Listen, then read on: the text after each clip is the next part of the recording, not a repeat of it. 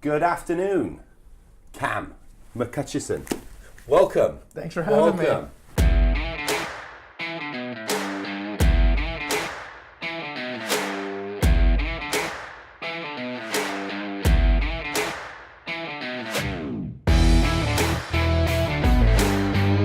And for me, it resonated a lot of the old classics with a little bit of samurai, with all the chaos and the motorbikes and everything else. But I'm not gonna throw a spoiler in there. I'm gonna let you explain. Yeah. So we're here to talk about Catrachos and Kings. Catrachos and Kings. Yeah. That's right. What's a catracho? Catracho is a native Honduran word that means Honduran. Okay. So Hondurans and Kings, if you translate it, Yeah. it's a local slang word. I saw some classic cinema techniques there, and I saw some very good acting in some of the elements in there were absolutely outstanding. And I understand that a lot of your cast were novice. They were. So we brought the main two characters were American. Yeah.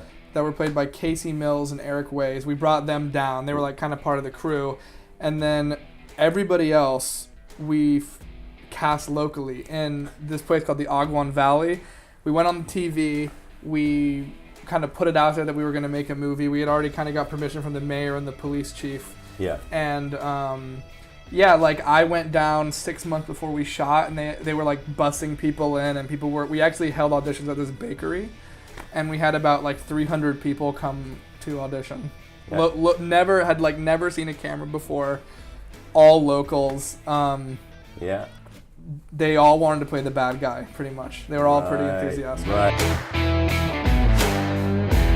What inspired you to make what I would call a modern Western? Well, I've always loved the Western. I was like just coming out of film school, and like a big focus in film school was Westerns. Like a huge inspiration would be John Ford, but then some of the spaghettis like Clint Eastwood and Sergio and all those things. Yeah. And Yeah. no, it was just like a genre that I really loved to explore, Robert Rodriguez and stuff. And, you know, just we were really drawn to making a Western. And I'm kind of an extreme guy, and we, you know, wanted to make it in a place that was just as crazy as the film. You're definitely an extreme guy. Anybody that's met you for 5 minutes can tell that, but everybody that's seen your film will come out of there absolutely bewildered how you pulled that off. So we wanted to shoot it authentic. It was just like dirt road, banana town in Honduras, and we just wanted to shoot it. In terms of a film that really inspired me, Road to Paloma is, you know, probably the biggest inspiration. You know, when Nick and I first watched that, we were completely blown away by, you know, the cinematography, and to me, that's kind of like my generation's Easy Rider. And definitely, Road to Paloma definitely kind of kicked it into gear.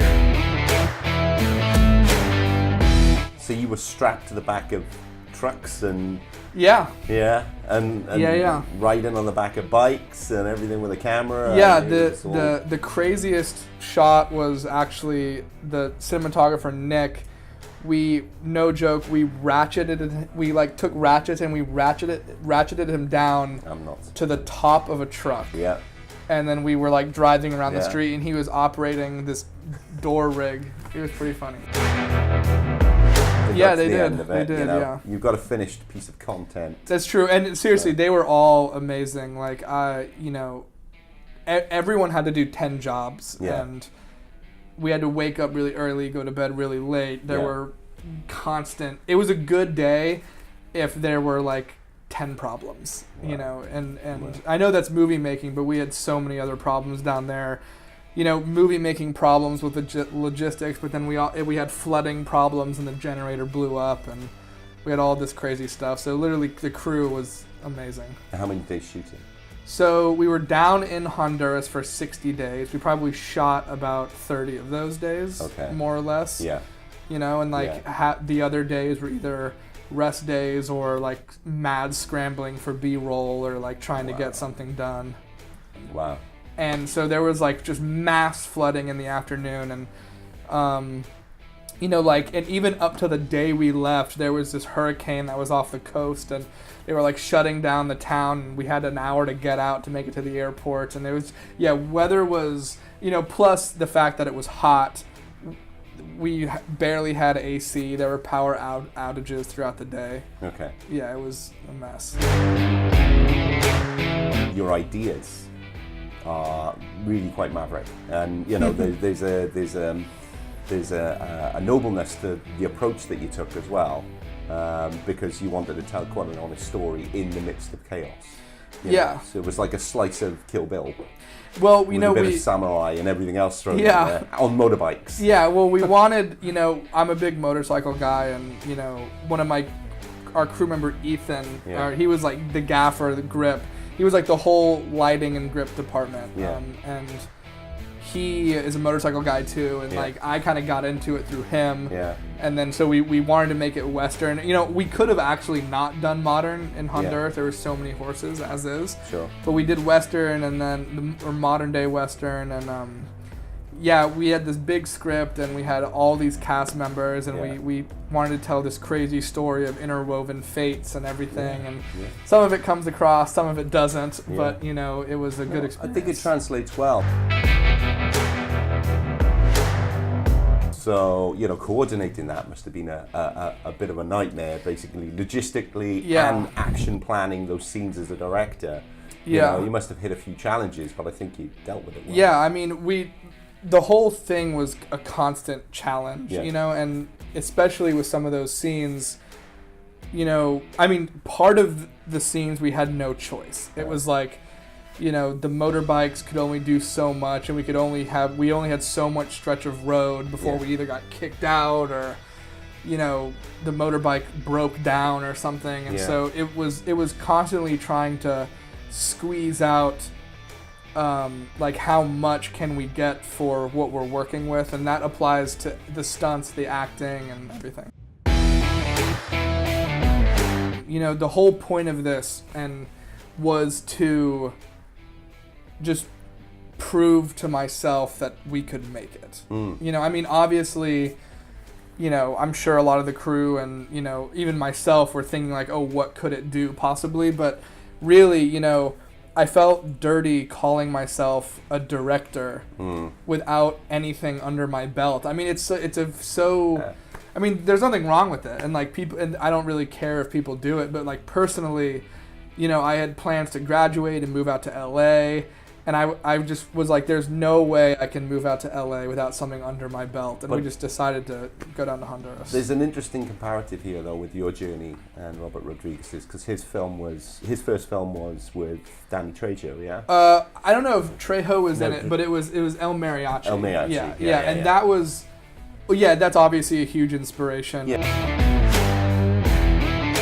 Just the fact that, you know, you can go down to a place like that and kind of get the town involved and just make it super guerrilla style. And, you know, guerrilla style filmmaking is like, that's all we have. It's so funny, like guerrilla style is used by like people who don't usually do it to describe like a technique, but really like that's all we knew was filmmaking. You know, like we had the budget was huge for us. Now, like after being at festivals and talking to people, I'm realizing it was tiny. But we got the lighting equipment welded in town by this guy named Chepe.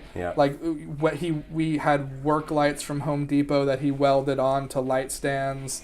All of the grip equipment, like the flags and the butterflies, we had sewn in town by a seamstress. And then all, you know, and so like it was all kind of renegade, and we were trying to just stretch the budget, but that's all we really knew how to do. Like we didn't, you know, there was never once where we were like, oh, we wish we had this or had that, because it was just, that's all we had. But I like what you've achieved. Yeah, thank you. You clearly had a competent cinematographer on board. Yeah. So the cinematographer, his name was Nick Ofterhar. And Nick was, you know, the first person I had really connected with in film school, and he was my roommate throughout film school, and he was this like mad genius of a cinematographer, and we were kind of like yin yang or some, I don't know, that might be too calm. We had a very explosive creative relationship. Yeah.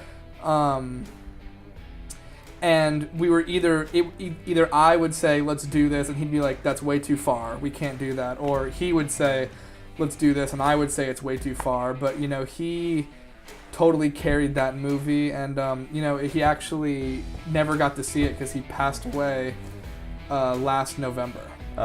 He had plans to... Yeah. We had kind of, like, he had moved out to LA to go to Chapman, and I had moved out to LA but was living in Hollywood, and at some point he was like, I don't want to see the movie until it's finished. Yeah. And so he had plans to come over and see the movie, and and then right before he was gonna see it, he died. Oh.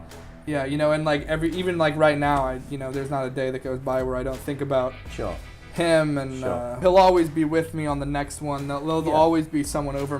Whenever like I shoot something, he'll kind of be on my shoulder, like saying like, either what are you doing, or this is cool. Or, for sure. It's kind of like, what would Nick do is probably always going to be there.